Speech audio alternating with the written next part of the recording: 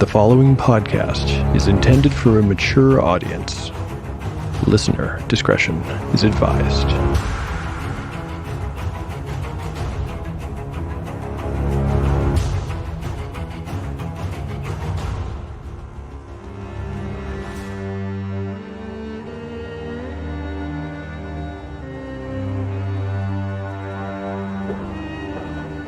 Welcome back to Tale of the Manticore. Like the creature from which it takes its name, Tale of the Manticore is a mashup, a crossbreeding between two different species of storytelling. Here you will find the unpredictability of old-school paper and dice games with the storycraft of a dark fantasy novel. No character is sacred, and no character will be spared. If the dice decide, their fate is at hand. The dice determine all. According to lore, the tale of a manticore is barbed with cruel iron spikes. There will be much pain in the days ahead.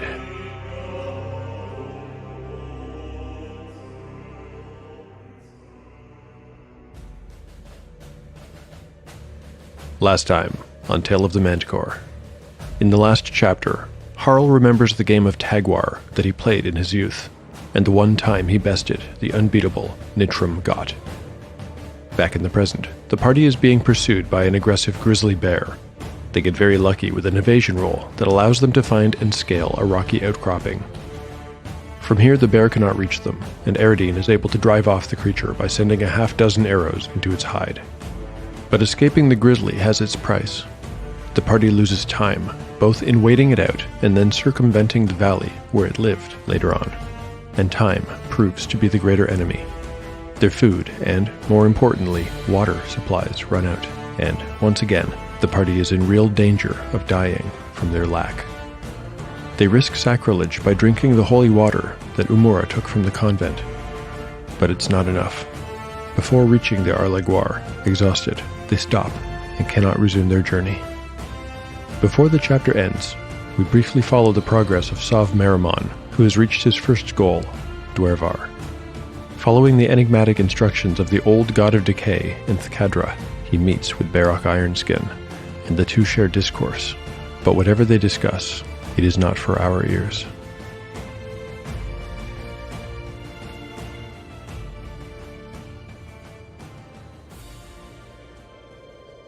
Chapter 37, Part 1, Day 47. A late morning sun beat down over a brown and craggy bluff, surrounded by numerous other gray-brown and craggy bluffs. There was nothing green for miles in any direction, and nothing moved but the ever-shifting dust. Nothing made a sound except the wind, that is, until three squat shapes crested the rise, their boots scraping and scuffing over the rocks. Belthroon, Boonthran, and Bardane, all of them hornbeards, picked their way along a route as familiar to them as it would be to any other scouting party from Thangar. The trio were dressed in light leathers, with mail covering the vitals. They were sparsely equipped for a full day's ranging, with rope, harness, rations, and water skin in each of their little packs. Their beards blew into their faces with each howling gust of the west wind. They were at the outer edge of the patrol perimeter and were about to head home. As ever, there was little to report. No sign of giant or giant kin, nothing at all. But such reports were, of course, the kind their chief liked best, and so all was well. At least, until Boonthran broke the silence to complain, as he often did. Remind me why I'm once again up here under the Gruenbog accursed sun, brother? Because you drew the short straw. No, Belthrin, you drew the short straw. That doesn't explain why we are up here with you. Ah, well, the answer to that is quite simple. Care to enlighten us? You are my brothers. I petitioned the chief for your companionship, and I was granted it as a boon for my faithful service. You asked for us. You did this to us? Peace, brothers. There are worse routes on surface reconnaissance than this one, and other even worser duties besides. Name 3. Well... You stay out of this. Hypothetically, your assignment today might have been mucking out undermule stalls, following the unfortunate incident with the Brickhead clan's forge. Was that going to be... Well, that wasn't my fault. Or, also, hypothetically, Bardane might have been sent to chain diving in the depths after the unpleasantness with Lady Bristlebrow's feast last week. But I hate chain diving. So it is entirely, hypothetically, possible that my requesting your presence and spending my earned boon from the chief, that I saved you both from much worse fates. Thank you, Belthrin. No need for thanks, brother. We are hornbeards, after all. And Mother says we look out for each other. And Father says watch your brother's back before a fish eater sticks a knife in it. Fish eater? When did you become so small-minded and old-fashioned? Why, just last week I heard you say... Shh! Quiet! What is it, brother? Do you see something? The eldest dwarf had his eyes to the sky and presently jabbed a stubby finger towards some distant clouds. Look up. Vultures. But Bunthrin, the youngest, was looking down instead of up. He was pointing at a rocky shelf some 100 yards below, and directly under the vultures. The birds' shadows drew circles around the place like a spot on a map. Do you see that? Something glistening in the sunlight. Carefully, quietly, and now with their short blades drawn, the brothers moved toward something that gleamed on the rocks. There's a person there, a human, and a female, too. Oh, so ugly. Not just one. There's more. And 2 dwarves with them. Look at this. The dwarves reached the unmoving forms. As they approached, they threatened with their blades and called out, but none of the forms moved. They lowered their blades in unison. The people must have recently died. The thing that had glinted so brightly in the sunlight turned out to be a shield made of pure silver. There was a familiar image on its face, the image of a pickaxe. That shield insignia belongs to the stone carvers of Durvar. What is it doing all the way out here? And why strapped to the arm of a human? Outrageous! Just then, one of the figures, a tattooed woman, flicked her eyes open. If she was surprised by the dwarf's presence, she did not show it. In fact, she barely moved at all. Her lips, they saw, were cracked and white. All 3 dwarves jumped back in surprise, blades back up, but it was quickly apparent that there was no threat to be found here. Oh, not dead. Looks like they came pretty close.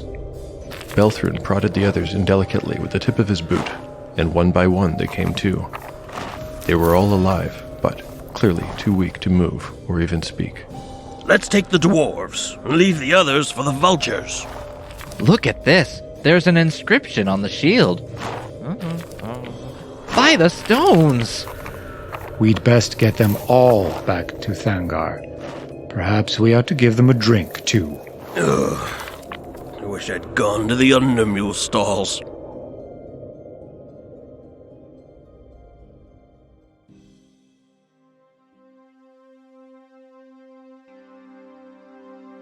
Between the lines, Thangar.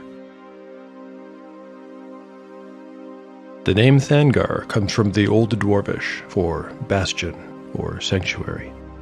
Built during the Age of Legends, Thangar began as a small fortress. It was here, during the war with the Giant Kin, that followers of Varen Elamor, the Master Armorer, once held a desperate, but ultimately successful, last stand. The attacking force of trolls and furbolg were driven off, back into their lonely hills and their stinking swamps. After the defeat of Naranumenax, the Crimson Queen, the place was expanded and, whether it was by virtue of dumb luck, or, as the residents of Thangar largely believe, through divine grace, a rich vein of silver was discovered, and then another, and then yet more.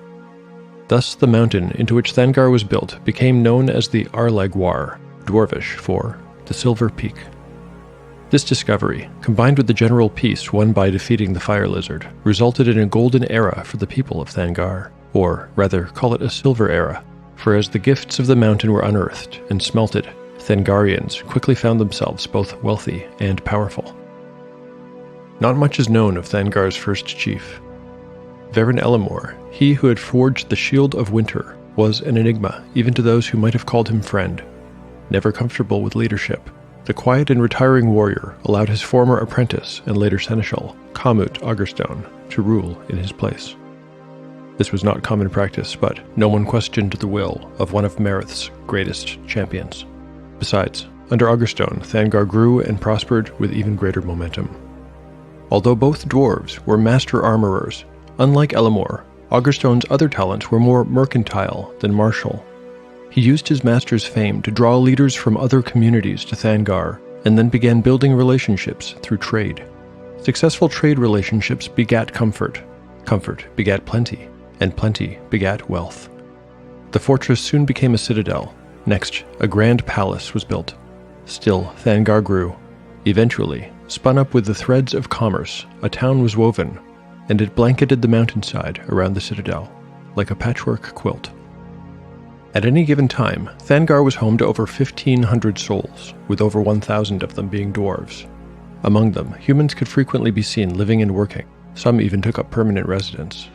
These humans came from places as near as the kingdom of Sachoros at the northern edge of the Kazmirioth, and as far away as the Kothic Empire, miles and miles away across the sea. Other races made the occasional appearance too. Halflings were not infrequently to be seen, selling their pungent salves, questionable remedies, and strange liquors. Even the reclusive elves paid a visit to Thangar every few decades. Commerce brought more than physical wealth to Thangar. Attitudes in the citadel and in the town that existed around it, both hugging the mountainside and carved right into it, became more modern and cosmopolitan when compared to secluded, homogeneous, and typically dour dwarven holds, such as Dwarvar.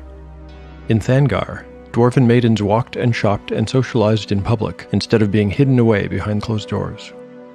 Not all, but many dwarven bachelors dressed in fine clothing instead of armor here. Public works of art were also more adventuresome, although, even in Thangar, representations of the deity were not to be found. Shop signs and other places where writing was on display was often written in both dwarven runes and in the script of the common tongue. Above all, Thangar was busy. The promenades, twisting streets, and alleyways were never silent. The sounds of laughing children, haggling merchants, touts, and criers rang through the air from morning until nightfall, at which time the muffled strains of music poured from the 2 inns and 3 alehouses which served the numerous traveling vendors. The voices of the bards and their instruments would carry through the night air or reverberate through the tunnels well into the small hours.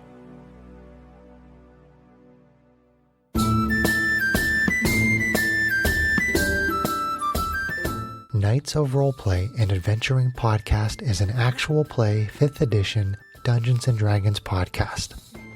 We offer a variety of content including our actual play adventure episodes from our current campaign, as well as a rules primer and special episodes like one-shots and advice for players and dungeon masters. Whether you are a new player or a seasoned veteran, Knights of Roleplay offers something for anyone interested in Dungeons & Dragons. Please join us for our Spacefarers campaign, which is a mix of fantasy and science fiction. We hope our unique brand of humor and storytelling will provide you with hours of nerdy entertainment. Please visit us at knightsofroleplay.com.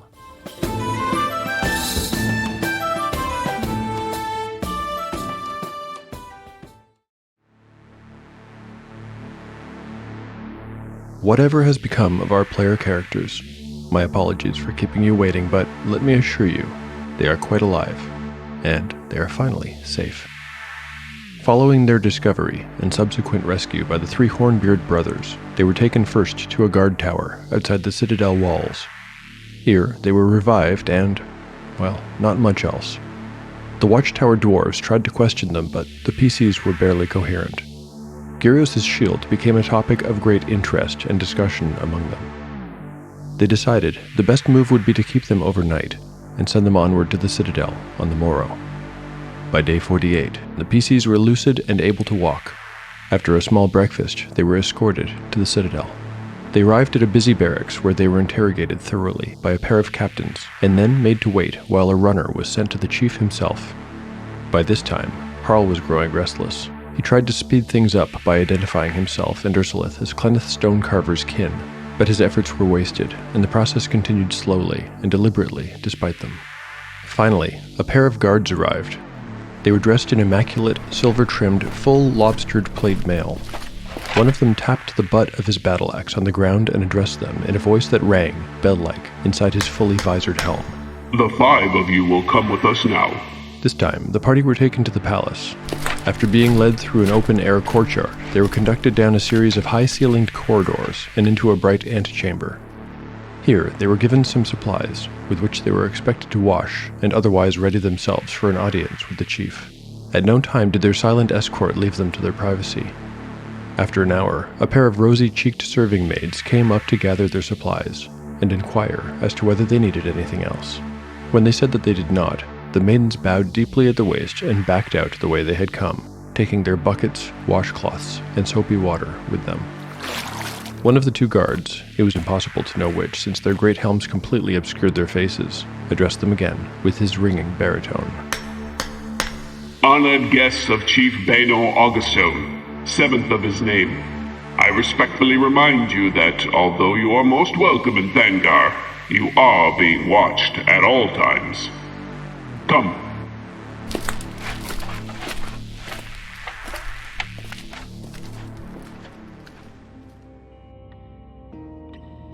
Chapter 37, Part 2, Day 48. Party status. Harl, 21 of 21 hit points. Eridine, 12 of 12. Gyrios, 27 of 27. Umura, 18 of 18. Ursulith, 4 of 4. Spells available. Umura has memorized Light, Shield, Levitate, and Knock. Gyrios has prayed for Cure Light Wounds, Purify Food and Water, and Hold Person. Chief Baner Augerstone wore his snowy white whiskers shorter than most. They were divided neatly into 4 thick locks, each tipped with a silver thimble of sorts. His mustache was likewise bound in stiff silver wire. Apart from his beard and eyebrows, also stark white and somehow sticking straight up, Baner was hairless. His skin was a shiny pink, and his nose and ears were exceptionally large, even by dwarven standards. Upon seeing the party enter, he immediately hopped down from his scroll-strewn desk and picked up a decorative wooden cane, which he used to help navigate the length of the room. His slippered feet on the carpet made little sound as he approached. Before the party had even fully entered his salon, he was talking, waving away Harl and Ursulith's attempts at formality. Baner's voice was somehow warm and gravelly at the same time. No, there's no need for that kind of thing. Come in. Yes, you 3 as well. He rumbled pleasantly. The chief lifted his wooden cane and used the end to point at Umura, Gyrios, and Eridine, who were standing well back of Harl and Ursulith. Eridine noticed that the head of the cane was carved into the likeness of a bear. She frowned. Come in. All goodly folk are welcome, Thangar. Baner's eyes immediately went to Gyrios' shield when the cleric stepped up with the others to properly meet the chief. Oh my. Where did you get a shield like that? The old chief squinted a little. I'll warrant the silver was mined right here, right beneath your very feet. Harl explained for the cleric. Gleneth made a gift of it to Gyrios here, for his service to the dwarves. She even had it inscribed for him. Was that so? Well, come closer, my boy. I don't think I should be able to read that from over here. Gyrios approached and offered the inside of his shining shield for the chief's inspection. Baner mumbled a little to himself as he read. Servant of the sun, dwarf friend. Well... He looked impressed, though perhaps not as surprised as Gyrios might have expected. It warms my old heart to meet you all. But there is one amongst you that I am most eager to meet. Step forward, young stone carver. Ursulith did so, a little hesitantly. She had a wary look in her eyes, as though she doubted what she saw. This was, in fact, the case. After all she had been through, some part of her consciousness would not allow her to feel safe. I believe that you have been through much. So very much, my dear. Come here. He opened his arms wide and waited patiently while Ursulith slowly found the strength to trust. She stepped toward him over the carpet and embraced the elder dwarf stiffly. Boehner patted her back. Something visibly released in her, and quickly she was sobbing into his chest. Oh, there. It is over now. I have heard of your troubles, young lady. At these words, Boehner looked up at Harl and the others with keen eyes. Yes, I have heard this terrible tale. Ursulith continued to weep, and a look of pure sadness came over the chief's face. I will hear more of it tonight. Again, the eyes were clearer and looked at the party with meaning. But until then, you must rest. I will have a private room prepared forthwith. The chief then drew himself up so that his back was straight and his manner became somewhat formal. As for the rest of you, as I say, despite these ill tidings, you are most welcome in Thangar. We will speak at length later on. Until then, avail yourself of any services in the Citadel. Explore, rest, refresh yourselves, as you will. My man Holdner will see to your needs. Until tonight, then. Yes. This time, Harl did bow low at the waist, as did his companions, while Chief Boehner led a weeping Ursulith away, toward an arched opening in the room's far corner. As they went, he let her lean against him and spoke soothing words in her ear. Just once, Ursulith looked back at them. Her eyes were red-rimmed. Her mouth was a little straight line. Harl bit his lip and watched her go.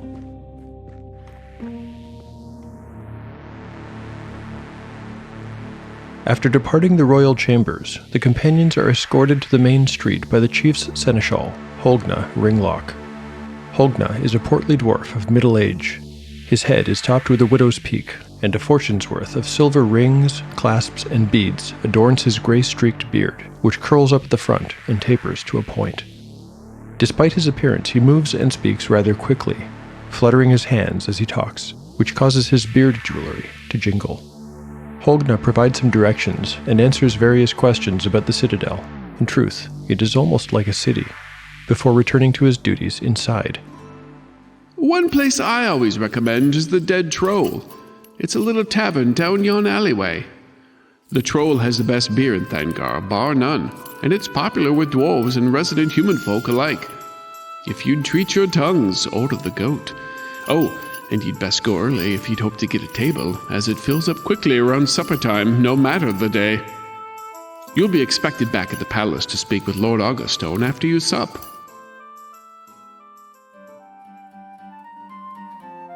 The party decides to split up, take care of a few things, and meet up at the recommended tavern later on. Eridine and Umura first went down a side street named Arligriff, Silver Alley. If you were a silversmith in Thangar, this is where you ran your business. While they were there, they settled on a trader and sold the silver candelabra that they'd been carrying for over a month. They sold a quality silver chain, too. Of the several people they spoke to, not one silversmith had failed to notice, and to make a generous offer on, Umura's necklace.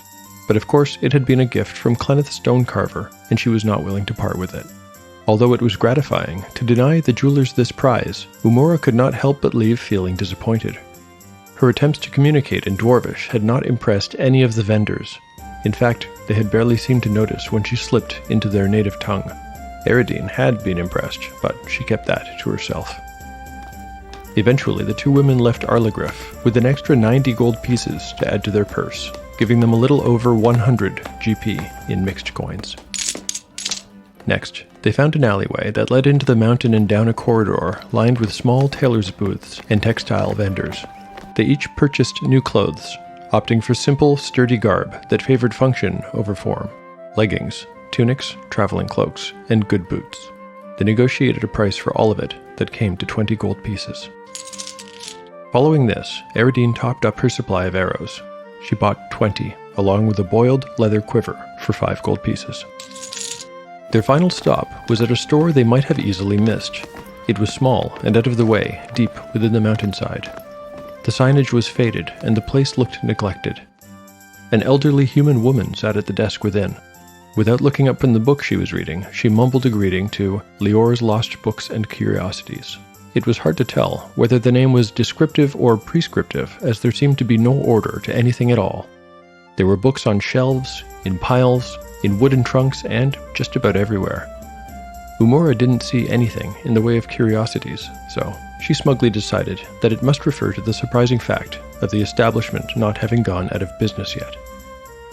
After prying the proprietor's attention from her book, Umura negotiated the exchange of her old books, both the one on the Goblin Tongue and the other concerning alchemy, for a single volume entitled A Treatise on Theoretical Extraplanar Realities. They stayed far too long for Eradine's liking, and the girl was bored senseless by the time Umura concluded her business.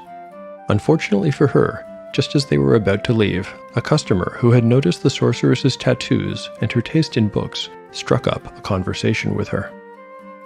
I'm going to make a quick reaction roll here, because this exchange has the potential to mean something to the story.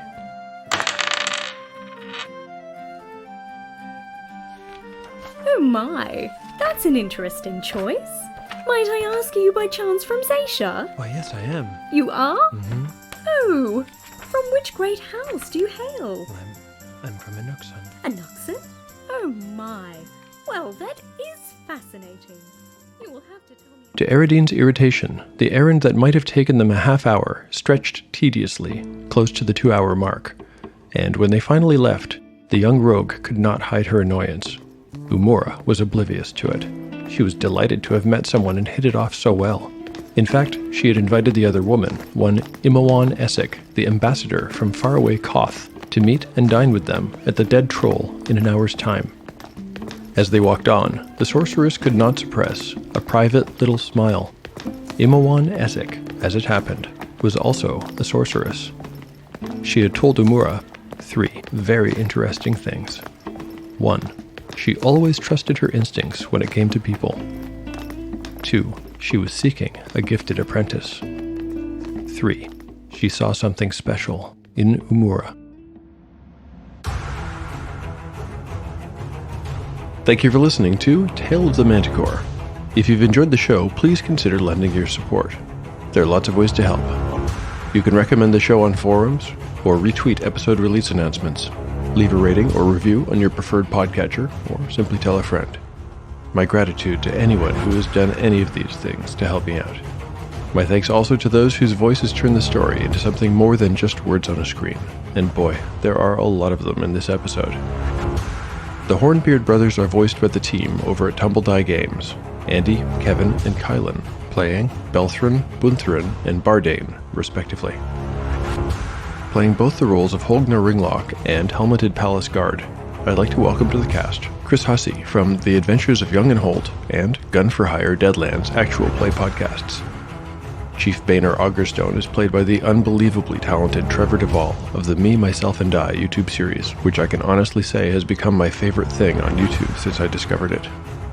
And last but not least, Louisa, playing Imawan Essek, the ambassador from Koth. I'm so pleased to have you in the show, Louisa. Thank you very much. A special mention and special thanks are due in this episode to Fabian Marmot, who generously provided the authentic medieval music. You can find more of Fabian's songs at medieval.fantasy.music on Instagram. I would encourage everyone to give him a follow. I'll post more links on the blog, too. This episode contains another Tale of the Manticore first. The scene featuring the 3 Hornbeard brothers was guest-written. Last February, I asked the Tumbledye team if they would be willing to take over Tale of the Manticore for the span of a few minutes. Well, I was a little nervous to hand off my baby, but I also like to take creative risks now and then, and boy, did it pay off. Kylan even scored the music that accompanies the scene. Thank you guys for doing such a great job. As with Fabian's music, I'll post some links on the blog for Kylan's. For show notes, maps, and, for this episode, an updated set of character sheets complete with ability scores, as well as other thoughts, drawings, etc., please visit taleofthemanticore.blogspot.com. If you use social media, find me on Instagram at Tale of the Manticore Podcast, and on Twitter using the handle @ManticoreTale. I can be reached by email too at taleofthemanticore@gmail.com. The adventure continues on the next episode of Tale of the Manticore, the story where chaos rolls.